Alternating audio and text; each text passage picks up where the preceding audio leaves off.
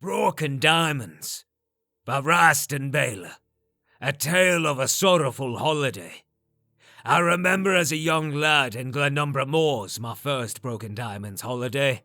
The big noisy festivals I remember very well. Harvest's End, Mid-Year, New Year, the Emperor's Day.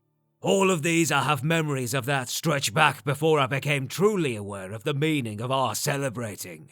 On the 19th of Frostfall, every year, my family and I would walk to a ruined castle in the middle of the wilderness, together with everyone else we knew in the moors. Hands clutched in hands, we would form an enormous circle around the ruins, and head reverently bowed we would sing a song, the Sephavre.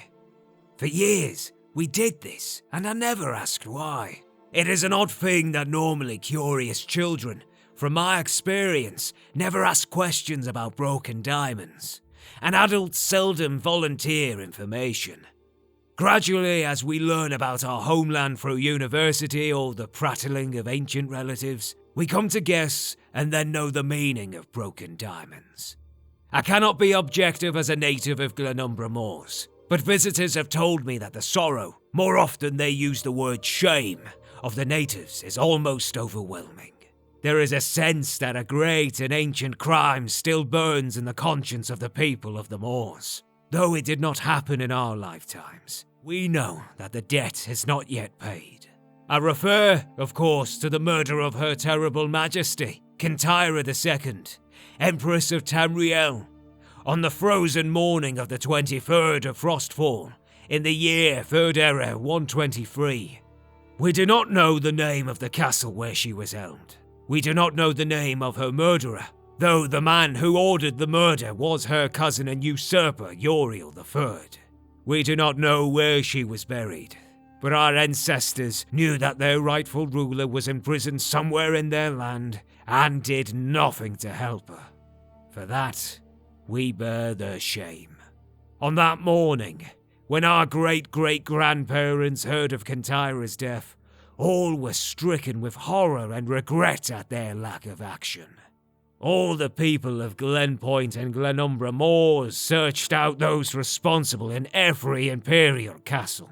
They formed barriers with their bodies to hold the killer within. Flags bearing the red diamond of the Septim family were torn and scattered, and broken diamonds littered the snow. The song we sing every Broken Diamonds, as I mentioned before, is the Sephavre.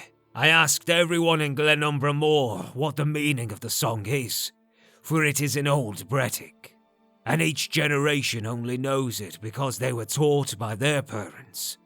No one knew the exact meaning of the words, not even the tone and emotion the words can be easily translated. When I later talked to a scholar who gave me an accurate translation of the Sephavre, I began to understand both why our ancestors chose it as the anthem for the great injustice of the murder of Kintyre II, and the sorrow that still pervades Glenumbra Moors since that dark morn. The Sephavre souls of our fathers suffer deeply, for you have led us to the dark time, when our own souls, filled with error, allowed ignorance and villainy to thrive in what used to be our land.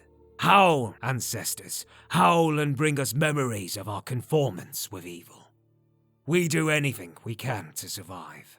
Giving up our minds and hearts and bodies, we will not fight.